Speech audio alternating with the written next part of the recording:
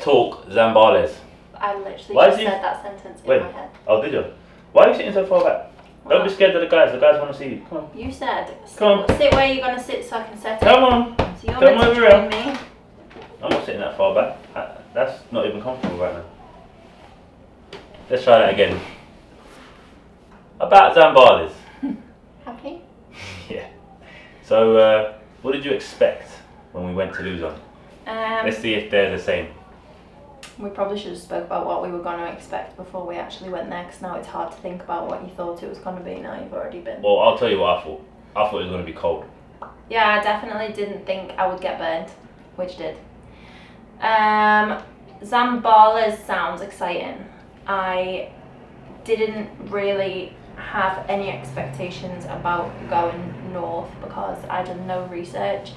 I was extremely busy before I left for this trip, so I didn't get a chance, so I left it to Chris.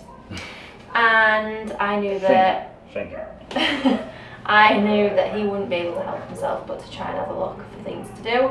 So I knew that we were pretty safe and we wouldn't be left with nothing to do. And when we got there on the first day, it was raining. And I was like, oh, yeah, well, this is a good start. Yeah, it was. And I was like, is this what it's going to be like? Is this what we have to look I thought that's what Luzon was going to be like. I thought it's going to be quite rainy, a bit grey. I was nervous. I was like, oh God, it's raining. We've just arrived. The beach was obviously wet and the sand was really dark. The water didn't look great. And I was like, where have you brought me? Was you really? Yeah. In my head, I was a bit like, the mountains were impressive, and I love mountains because I lived in Scotland, so I really like that kind of backdrop. So instantly I was like, wow, the mountains are gorgeous. But am I going to go in that water? No. Can I sunbathe in the rain? No. Where have you brought me? It's crazy how much a bit of good weather can change the whole setting. Yeah. So yeah, that was my kind of first impressions. I was a bit nervous and I was a bit like, oh God, what is going to happen here? Because we've just paid for a car for a month, and if it's going to rain, what really can we do other than climb mountains? Really? Is that what you're thinking? Well, yeah, because if it's raining. You kept that secret because I didn't know. Well, because I didn't really want to jump the gun. I didn't want to be like, because then we asked Tessie, our little adopted nan, our little Lola. We asked her, how long has it been raining for? And she went, only today! We love the rain! And I was like, Tessie, calm down. We don't love the rain, okay? Settle down. And then that was that. That was the end of the bad weather. Literally one day. Yeah. And that was it. Cleared the skies, blue skies. As you know, because I got extremely sunburned, that I had to cover up on one of the best trips that we've done so far. Which one was that? The coves. Oh, you had to cover up? I had to cover up, yeah. Oh, it was on the... It was like literally 2 days after that, because I was like, let's put it off for as long as we can, because I'm really burnt. So it was. I forgot about that. Very burnt. Yeah, I thought it was going to be quite cold, so when I got to Zambales and it was still quite hot, quite warm, I was really happy actually. I was like, oh. It wasn't cold, it was just wet. Yeah, but it was still Can you hot. sit still? You've got ants in your pants? Yeah, I'm excited, don't I? Back to Zambales. But yeah, I thought, because I've seen all the pictures and stuff, I knew what to expect anyway. It was just the weather. That was the only thing I wasn't too sure about. But I knew that it was going to be unreal. I knew that. So, let's talk about what your favourite cove was when we went and done the... Silangan. Yeah. Silangan was my Although, a very close second was Naxasa. It was very close, because it was far enough away that you didn't have mass tourism, but it was close enough that there was a little bit of civilization, so you had a bit of shade, you had some drinks, you were hungry, there was food there. The people who stayed on the cove, there was a man who I spoke to, his English was fantastic, and he was selling ice cream. And I was talking to him for a little while, and he was very, very big on keeping the beach clean and tidy. He was like, can I have your wrapper back, before I'd even opened my ice cream, because he wanted to put it in his bag to make sure it went in the bin. At one point, some bag flew from the other side of the beach across. He went chasing it down the beach, throwing his flip-flop at it to get it out of the air, to bring it down.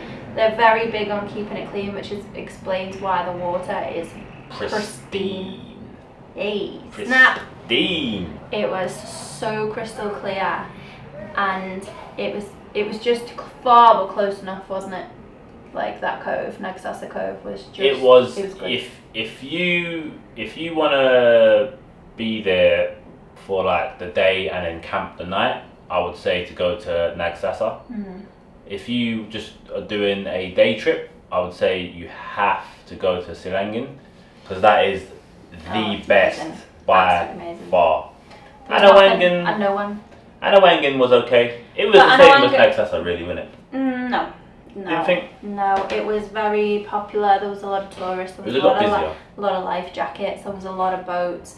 And if you like what we like, which is nothing and no one, then Anawangan is kind of... Everyone's like, oh, go to Zambales. Have you been to Anawangan Cove? And we're like, why have you not heard about the other ones? There's like 3 or 4 other coves.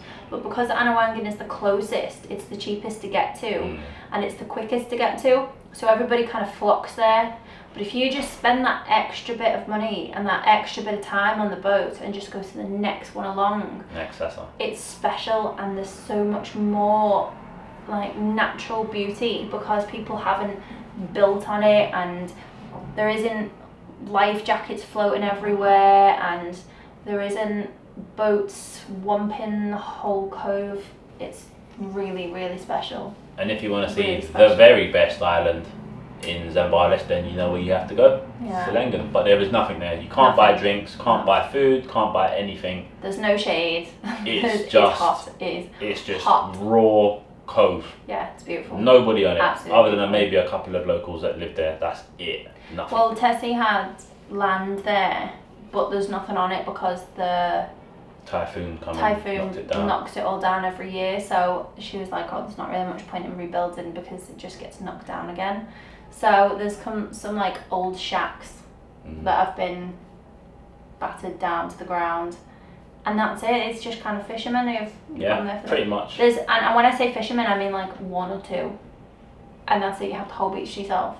So if you want a day of just being with whoever you're with, nice, quiet, chilled out day, pictures with nobody in, which, let's be honest, that's what we all love that. We all love a selfie, no one in the background, and that's one thing like I wouldn't like Anawangan for, is because you can't get a picture without someone in the background because there's so many people there. It's busy. So busy. But also, what did you think about the island hopping trip? So Kamara, Kaponis, and we had Agnaim Cove. So that trip normally consists of 2 islands and Anawangan, but because we'd already been, they took us to Agnaim instead. And to be honest, that cove was actually nice as well. There wasn't anyone on there. Agnaim? Yeah, that was empty as well. So when you go to Anawangan, you actually pass Agnaim Cove. Yeah. You will probably see it's smaller, but you probably wouldn't know that you can go there because it is pretty small. I remember seeing it when we went to Silangin, but I wasn't sure if we could go there or if it was. You can go there. It's open to the public, but I think if I remember rightly, it's owned by Koreans, and they use it when they come over for their holidays. They have like specific months holidays apparently, and when they come over, they use it as a nudist beach. And I'm not really about that life, I'm not gonna lie. So we were like, are there gonna be any there? Because if there's nudists there, I can't go. I can't see people just wandering around in the nud because that's a bit awkward. It was nice. But it was really nice. Nothing there again. Quiet, no shops, no little what are they called? Sorry. Nothing. No, it was kind of like Silangin again. It was just 2 fishermen empty. In a shack, hiding from the shade, and our boatman went and sat with them, had a drink of water with them, and waited for us to be ready, and we just sat there and done nothing. We like to do nothing in nice places, don't we? It's kind of our signature move. So hot there. We didn't really have much water left either, so we were like sparingly struggling. But the islands, So there's one with a rock formation which has a sandbar between the two, and if you go at low tide you'll see the sand connecting the two islands together. That was nice, but unfortunately there's a lot of like little bits of rubbish here and there. I don't know whether it's from tourists who've left it there or whether it's from it just washing up on the beach at tides, I'm not sure, but that was a little bit unclean unfortunately. There's some absolutely amazing coral and rocks on the island that I've washed up. The stones and the shells are gorgeous. The stones are so smooth, the water is crystal clear, but the beach is more rocky than sandy other than that one little stretch. I think that island's more known for the rock formation. Yeah. This is Kamara, right? Yes. Kamara is the island that we went to first. That's more known for the rock formations. Yeah. But it's funny because when we flew the drone round, you could see other beaches that looked really nice. Yeah, they did look really nice. But it would have just took you ages to get there because you had to go out, walk and around then all the the way rocky around. water. And for the boat, would have had to have gone out and then round because there's a lot of rocks close to that. So he probably would have had to have gone right out. He wouldn't have went. He would have made. We would have had to have walked. Yeah. And it would have took a And while. let me tell you, those waves batter you. Okay, so let me just make that very clear. If you're planning on walking around, you need goggles for a start, for short, because you won't be able to see. And secondly, take your water shoes because my flip flops they weren't doing the job. Yeah. And thirdly, make sure you wear a dress long enough to cover your bum. Oh yeah, Cody flashed all the boatmen. Didn't. Awkward. And then the second island, was Caponis. Now that was my favourite out of the two because the White beach was sand. pristine. It was just very soft. it was real good sand, and the water. You could when you're sitting on the beach, you could just see the teal or the greeny blue colour, turquoise, and then it goes to dark blue. I love that. Yeah. So it just shows you as well that all of the sand. We said this a few times in our videos. Zambales beaches are kind of like a grey-black colour, and they never used to be. They used to be white sand beaches, and the reason they are the colour that they are is because of the ash from Mount Pinatubo when it erupted in 1991. So it mixed all in together, and now it's this like blacky ash volcanic sand.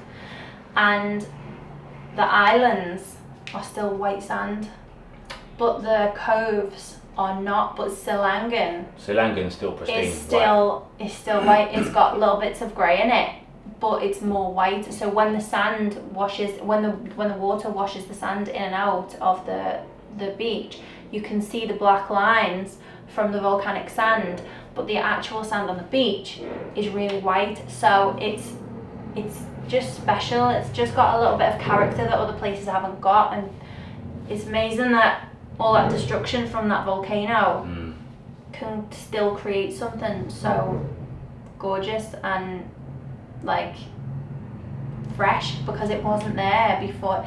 That beach, the way it is now, is 27 years old. It's not an old beach. That's a pretty new beach. And I don't think it's had many visitors, so Yeah, it's pretty much untouched too. Hasn't had the visitors it deserves, but I also kind of like that because it means that it stays raw and real and fresh, and there's no, it wasn't even like Zambales beach wasn't even covered in like rubbish either. Zambales beach was very pretty clean. very clean. That whole area, PUNDAQUIT, is just, it should be a tourist destination, in my opinion. I think it's got everything. Especially if you're in Manila and you want a staycation. You want to get away for the weekend, you don't want to fly, you haven't really got the time, you want to just go somewhere in the car. It's not that far. Use the expressway. Don't do what we do. Don't listen to Chris. Don't ignore Waze. Listen to Waze. Waze knows. Waze. We ended up downloading Waze. Thanks for the heads up on that. And once you get to Zambales, you can literally be there from the Friday night till the Sunday afternoon, and then head back to Manila, and it would be the perfect staycation little getaway. If we lived here in Manila, that's exactly what we would be doing as often as possible. So yeah, for sure. just be Be respectful travellers and make sure you clean up after yourself. Leave your footprints, take your pictures, and don't leave your rubbish behind. Indeed. And it'll stay exactly the way it is. Apparently Zambales Beach gets a bit busy at the weekends. We were there for about a week, 8 days or something. It never got busy once. I think the Holy Week will be Holy Week, busy. yes. Tessie said it's absolutely madness. But Holy Week. other times, any other time other than that week, I think it's fairly School quiet. holidays. The kids will probably, all the locals will probably be on the beach on the weekends and stuff, but that's okay. If I live by a beach. I'll be there every day too. Exactly. So let's talk about the prices. So the price that we paid for Silangan, Nagsasa and Anawangin, we hired the boat for 4,000 pesos for the whole day, and it went to all 3 coves. Yeah. They don't offer the Silangan island tour. as a tour. You have to like say to them, no, I want to go to here. It's a different price. They did say that had they have known we wanted to also go to Kamara and Capones, they would have done 3,500 for Silangan and Nagsasa, and then 1,500 for Capones, Kamara and Anawangin. So we would have seen all of it for 1, 2, 3, 4. We would have seen it all for 5,000, but we ended up paying 5,500 because it was only the next day that we told them we wanted to do the islands as well. So we ended up paying 4,000 to do all 3 coves, and then paying 1,500 to do the 2 islands and the other cove, which is fine because we found 2 different families to take us on our boat trip. So 2 different families got their little share of their money. So price for the island hopping was 1,500, so 1,500 pesos, which does your Kamara, Capones, and it's meant to be Anawangin. So those are the 3 for 1,500. I didn't see any. You probably have to ask them again, but I know there's Potipot Island, and someone in the comments said another island beginning with M, Magawi or something like that. So if you know about those islands, you're going to have to ask the boatman to take you there, and you'd have to negotiate a different price. But the standard price for the Capones and Kamara is 1,500. Oh yeah, so I just had a brain fart there. I couldn't remember what I was going to say. Also, the boat that we got the small boat, and I think if my memory serves me correct, was that good for 4 or 5? I think 5. It was good for 4 or 5 people. I can't quite remember. I think there was us 2, Tessie, and then 2 boatmen. So that's 5. So the boatmen don't really count. I think it's like 5 passengers. So it was 1. And 2, Filipinos 3. are definitely smaller than us. They've got wide hips and he's got long legs. Yeah. So they kind of take up all the room. I got a feeling you can fit 4 or 5. So if there's 4 or 5 of you, obviously the 4,000 for if you end up doing the Silangan, Nagsasa and Anawangin would be split between however many guys go. So and there are bigger boats that you can hire. but So bigger boats, more money to pay. So I think the boat above that might be good for like 8 people, but 12, something like 12. that. So you're going to be paying a little bit more, but it was. And they tried to charge us 5k originally to go to Silangan, Nagsasa and Anawangin. A little bit of bartering from Tessie got it down to 4k. We did get told in one of our comments to our videos that there was an accommodation in the area. We're not sure where or who. They just said they would charge 3.5. So I'm guessing you can probably, barter it down a little bit more. But we also are aware that unfortunately sometimes being a foreigner does make you pay, and we do end up paying a little bit more than we probably should or that we could get away with because we're foreign. We need to learn Tagalog basically. Basically we need to be like, listen. In Tagalog. In Tagalog, listen. Be nice to us, alright, we're poor and all. We spend all our money over here on a car. So you can come here. And now we've got no money to do our island hopping. We need a good price, alright? So there are other islands to do, we're aware. The prices are a bit more than we're used to. Luzon generally Accommodation. It averaged out because your food was very cheap. Our food didn't really cost a lot most of the time, but we ate in more expensive places sometimes to get internet, which is really annoying. We kind of expected the internet to be a lot better in Luzon, and we were kind of disappointed to find that it was a very hit and miss. You'd have lightning speed internet or none. Yeah. There was like no in between, and we were like, what is going on? So the prices of accommodation averaged at about 1,200 per night. In Zambales, yeah, the average was about 1,300. Most of the places, I forgot what we were talking about in Zambales, don't they? Most places in Zambales, every time we asked, were about 1,500–1,600. Yeah, some places were as high as 2K. 2.5K, that place that we ate at. Yeah, so we had to just drive around a little bit, and we found two places, one after another. The one was, I think it was 1.5, and then the next place was Tessie's place, and that was 1.3. We ended up paying. So we stayed at Wild Rose Beach Inn. Please, if you go to Zambales, especially PUNDAQUIT, please go to the Wild Rose Beach Inn and tell Tessie we love her and that we are definitely coming back to see her. I am friends with her on Facebook, and I definitely will be telling her myself. But if you go, just let her know that those videos that we were making, that she is now known to the YouTube community and that everybody loves her as much as we do. And just tell her that you found us on Chris and Cody's video, and give her a massive, massive, massive hug from us, because I'm not gonna lie, I was so sad leaving her. I wanted to cry. I think like I actually did shed a couple of tears off camera. I was so sad to leave her. She was such a massive part of our little time there, wasn't she? She was the best. What a gem. She was a gem in the Philippines, if you ask me. Hit or miss?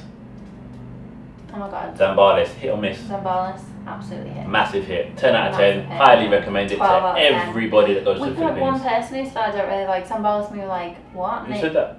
When we went to our other special place the other day, and I was like, oh, we're in Zambales, and I said PUNDAQUIT, and they went, oh, we love there, and we were like, okay, that makes sense. We were like about to just absolutely dive in and start questioning why you didn't like Zambales, but they redeemed themselves.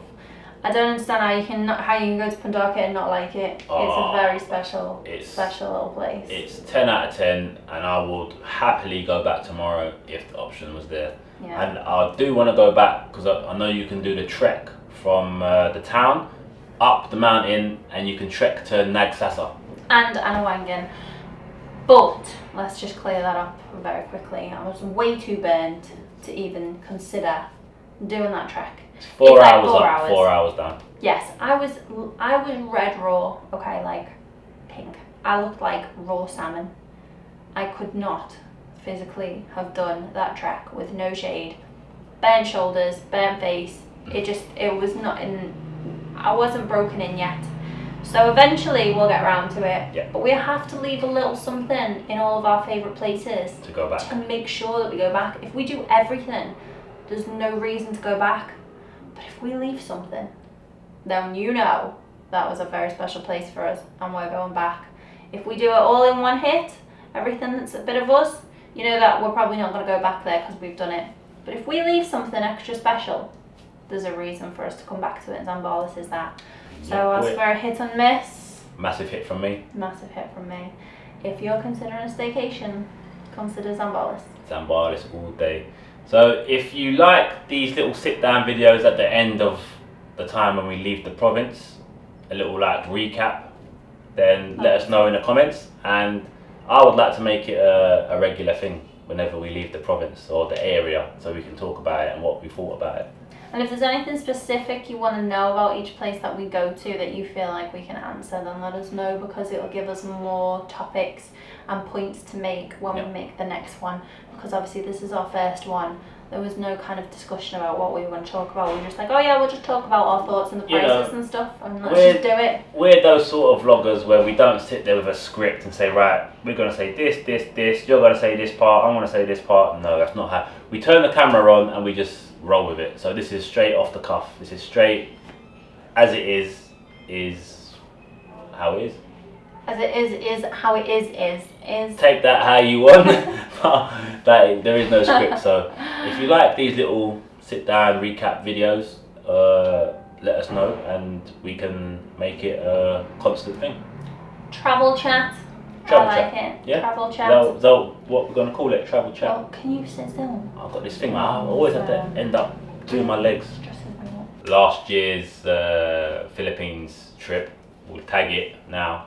If you haven't watched any of the last year stuff, Now's the chance. go and have a little look. There's It was a awesome. really good playlist actually. Like I really enjoyed last year's trip. That was wicked. We had a great time, and everybody was like, "Go to the north, go to the north." So that's why we decided to start it this year. All right. How are we gonna end it? You gonna say goodbye to the guys or what? Bye, guys. Bye guys. See you in the next one.